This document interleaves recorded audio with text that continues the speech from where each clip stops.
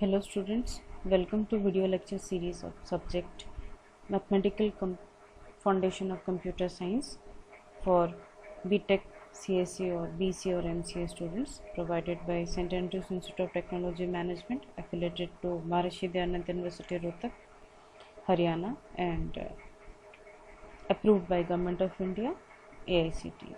I am Ms. Pratishtha Patnaik, working as Assistant Professor in the Department of Computer Science.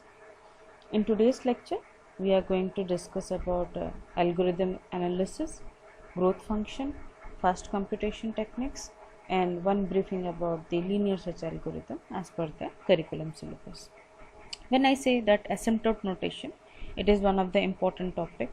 Students need to understand and have a very clear picture in their mind that how it is going to helpful and also to find the efficiency of an algorithm in terms of time and space complexity. In general, asymptote notation is a mathematical tool which is used to represent the time and space complexity for the algorithm that has been designed by using different kind of programming languages. That comes to our mind. So let's begin with today's lecture. The first topic that we will be discussing right now, as lastly we have covered what is an algorithm and what are the steps to design an algorithm, what will be the cycle, what are the characteristics of a good algorithm, or merits of demerits of a good algorithm. All these things we have covered in the last lecture. But when it comes to in mind, let's say to a layman, what is algorithm and how it is going to be differ from a program? That is also important, we need to understand. What is exactly an algorithm? A user putting set of instruction to execute a task. That's an algorithm. When the computational system is taking all the input and do the processing to give the desirable output, that is a part of the processing of an algorithm. We already discussed these things in the previous class. These are the set of instructions that are given to a computational machine to calculate or to evaluate or to process out the desired requirement for a user. A finite set of instructions that specify a sequence of operation that is to be carried out in order to solve a specific problem of a class of a problem that may be a complex problem or a simple problem. That is a form of algorithm. On the other hand, when we say about a program, the program does not have any satisfying fitness condition for it. An algorithm that is designed by an user or a programmer can be implemented with the required programming languages. That is a part. Whenever we come across with the problem statement, that has to be clearly understood to us that in order to fulfill or in order to solve the complex problem, we are specially designing the algorithm. A problem can also be broken apart into sub-problems. For each individual sub-problem, we will be designing an individual algorithm. Finally, when we will be combining all the best feasible solutions for that by writing different kind of programs. That may be a program considered a sub-program, or it consists of different loops inside a program. That is also a part. So one algorithm can be implemented with using more than one program also. So this is a very simple idea where I have shown in the diagram. Problem is going to be associative array. We are dividing a bigger problem into smaller fragments and we are writing different algorithm for a single problem. Again, a single problem can be designed by using different programs depending upon the programming languages also. We need to think for that how we will be developing and writing in a problem for this. Okay. Now when it comes to the part of complexity of an algorithm, see, when we will be designing an algorithm and try to implement the same algorithm, we need to think about the complexity of an algorithm. Yes, it's so required. When I say complexity, it is also comes into mind about the time and space. These are the two important parameters upon which we will be evaluating the complexity of an algorithm. It is convenient to classify the algorithm with the relative amount of time and space that is required to execute within the computational machine, which is an important thing. Time complexity, that is depend upon the runtime efficiency of the program that will be taking the size of input and giving a desirable output. Space is also a part, that is analytical study been done to compute the required space for a program to or an algorithm to run, and the storage space of a computer was to be decidable. This is the part. When we come across with the next part of defining the complexity, now this is broadly classified into three parts that comes to mind how we'll be doing the analysis of an algorithm. That is the worst case, and next is the best case, and third one is the average case. When we say about the best case, it is defined with the maximum number of steps that is taken on an instance of size n, that in algorithm, to execute or to evaluate. Maximum number of steps that we are using in that particular algorithm to give the best output size. Best case, which is the defined minimum number of steps that is taken on any instance of within a size n. Average will be the defined average number of steps that is will be taken in the instance with a size definition of n in order to solve the complex problem or to design the algorithm to get the best output result. So next part will be focused more on the asymptote analysis or the asymptotic notation that is for the syllabus curriculum. What is that asymptote analysis? Asymptote analysis, when it comes to mind, we have to come with the clear picture of growth function also. Now what is growth function? Perhaps my screen is visible to the part. I have written an equation over here. Okay, this is the part I am writing the equation over here. 1 less than log n less than root n less than n, this is n log n, n square. This is nothing but a growth function. Every value that comes with this sequence comes under the growth function part. At least the minimum function value will be considered as 1. That is for either the space and time to be executed in the algorithm. That is the either space and time that is to be executed inside the algorithm. It must comes under with the space of 1. Growth function cannot be 0. This cannot be possible. Growth function cannot be 0. This cannot be feasible at our end. So we need to proceed that the growth function will be in a series of 1 less than n less than root n less than n, n log n, where the value of n is all about that in terms of time and space. When we say with the asymptote notation, all the notation value when we'll be studying in now, that is big O notation or big omega or theta notation, this is only going to be studied with the help of a growth function.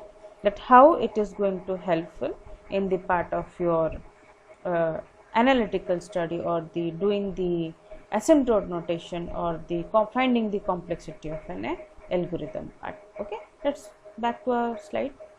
So when we say the asymptote notation is nothing but these are the mathematical representation tool that is used to find the complexity of an algorithm in terms of space and time. Asymptote analysis is also necessary. It is a technique of representing the limited behavior. This is the limited behavior methodology is required, where this methodology helps in the application of across science. We have been establishing the behavior of a computational device when we are implementing such kind of algorithm. In the field of computational science, the analysis of an algorithm consider the performance of an algorithm, which we require to be implement with largest data set also. So let's move on to the next slide. Here we have taken a simple example of equation, that is f of n equal to n square plus 3n. Okay, this is a function. We have written a mathematical term here. Here 3n, where it has been 3n is completely depend upon the order of this equation will be on 3n square, where this is going to be f of n said to be asymptotically equivalent to n square, where n tends to infinity. This is a growth function increases with the value of n. When we put f of n equal to 1, this is 1 square, that is 1 plus 3n, that is equal to 4. Similarly, when n tends to infinity, we are supposed to represent such kind of equations in the asymptote notation. When we come across with the representation like big O or big omega or theta notation, will be using the upper bound or lower bound or tight bound in the representation with the help of a growth function. Asymptote notations are used to write the first and slowest possible running time for an algorithm. how fast the algorithm can be designed or how slowest the algorithm performance is going on, considering the best case and the worst case respectively. If we have been using the asymptote notation, this is going to help us to do the analysis of an algorithm, that how fast the algorithm is going to give the desired output, how fast the algorithm is runnable in the field of the programming languages, how it is going to be best fruitful to give the best result in terms of best case and worst case. Now, why asymptote notation is important? Yes, we need to understand why this asymptote notation is important. This asymptote notations or the notations are important because without expanding the cost of running time of an algorithm, we cannot estimate the complexity of an algorithm. When we will be studying, when you guys are going to study design algorithm subject, it's there in your higher branch. When we talk about the complexity of an algorithm, we need to understand what is the part, how it is going to expandable, how the cost of running is the part, what is the time, what is the space. These all parameters comes into mind. So we are using a mathematical tool exactly to understand why this is so important.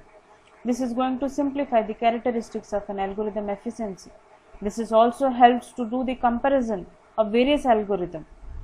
Okay, this is also going to give a comparative study with more than one algorithm and the best output, what feasible condition can be taken down to solve a complex problem.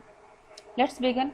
Three algorithm like three asymptote notation is in your syllabus. We come across what is big omega or like big O notation, big omega notation and theta notation. When the terms comes in mind, what is big O notation? Big O notation is a upper bound notation. We say upper bound, that means all the values of the series that are studied in the growth function, let's say the value that are represented to the right side of the series will be considered with the upper bound. When we say lower bound, all the value that are assigned to the growth function will be considered to the left side part. And what about the tight bound? That is the theta notation we will be studying. Exactly the value, the function that is going to satisfy when f of n equal to 1. That is a part of tight bound. When we say big O notation, let's come here with the definition part. The function f of n equal to g of n if there exists with a positive constant value c and c naught, such that f of n should be less than equal to c dot g of n for all the value that lies between n, n naught and n naught, n0. That is a part. The constant must be n greater than equal to n naught, that c must be greater than equal to 0. Here the function g of n is the upper bound for the function f of n, and g of n grows fasterly as compared to f of n. That is the thing we need to understand here. If we have a function with the runtime, that is the g f of n, then k dot g of n or like f equal to k dot g of n, this is the function. It must grow with above to the function f of n. That is a part. When the size of n, let's say we have the problem size n, when it compared with the time part, when t and n we have been comparing, the asymptote upper bound equation will be in this type, where the size of n increases as well as the function f of n is going to increase. It is solely depend upon the value of k. Okay. Now k will be the real time constant that are used here. In many books different abbreviations are there, so students should not get confused. K can be also considered as a constant value. K can be considered as a constant value here. Okay. So let's take an example.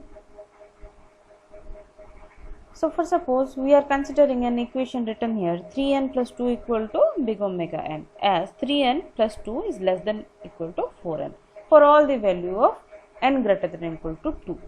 Now when we put the value, let's say this function is going to be fruitful, or the complexity f of n can be represented in the terms of big O notation g of n. That is the equation parameter that we can write here. Let's put the value where n should be greater than equal to, when we are putting n equal to 1, this is 3 plus 2 that equal to 5, so 5 is less than 4, this is true. Again let's put another value 3 of 2, 3 into 2 that is 6 plus 2 that is 8, when it is 8 it is also less than 2, so it is going to satisfy all the values here. When you are putting n is greater than equal to 3, this is another equation where we come across to find out Here g of n is always going to be increased to f of n. At which condition? When f of n is less than g of n, that is the part, and c must be greater than 0 or k must be greater than 0 or n must be greater than n naught. In this condition, we could be able to find out the Bigot notation is fruitful for finding the value in the upper bound part. Now let's move with the next part. When we say about the big omega notation. Now what is big omega notation? It written as the f of n in a omega symbol.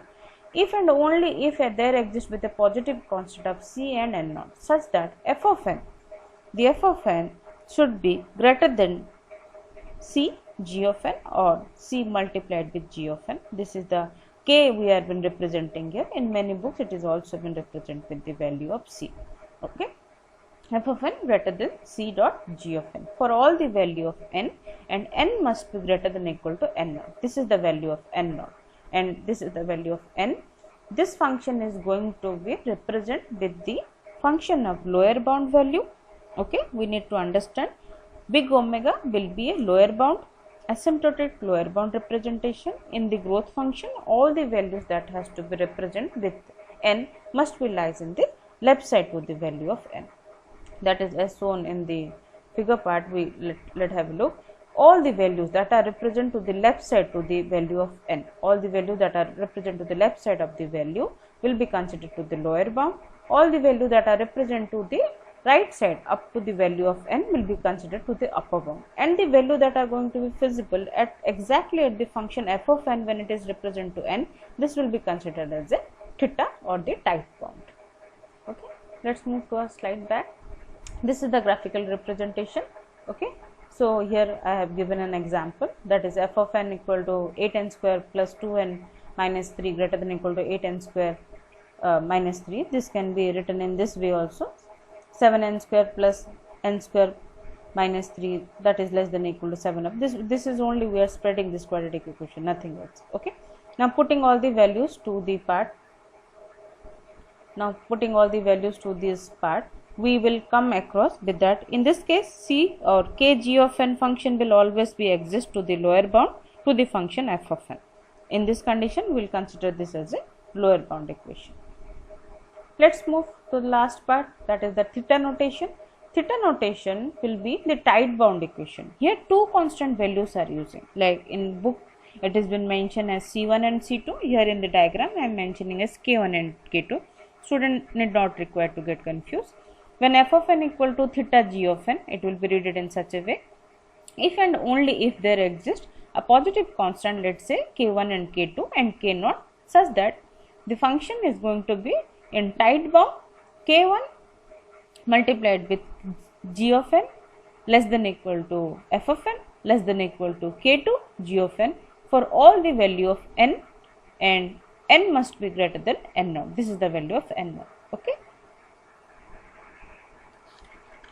So here one example is been given down, the example which we have taken down above, 3n plus 2 that must be theta, and 3n plus 2 greater than or equal to 3n, and 3n plus 2 must be less than or equal to 4n for all the values. These values are going to be satisfied in this condition to make the function reliable with the tight bound condition. We need to put the value 3 of 1, when n is equal to 1, this is going to be 5.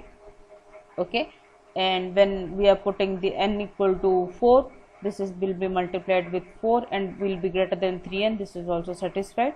We need to put all these values to find out. The theta notation is more precise than both Bigot notation and omega notation. The function f of n equal to theta g of n if g of n is the upper bound and g of n is lies between the lower bound and the upper bound. So this is also called as the average bound. In some of the books it is also written as the average bound. Okay. So one more topic we will study here as per your curriculum, that is the linear search. Okay, and one like the algorithm and the steps will be discussion. Now what is linear search, dear? Linear search is a very simple algorithm. It is the type of searching in a sequential method, is made of all the items that has to be searched one by one.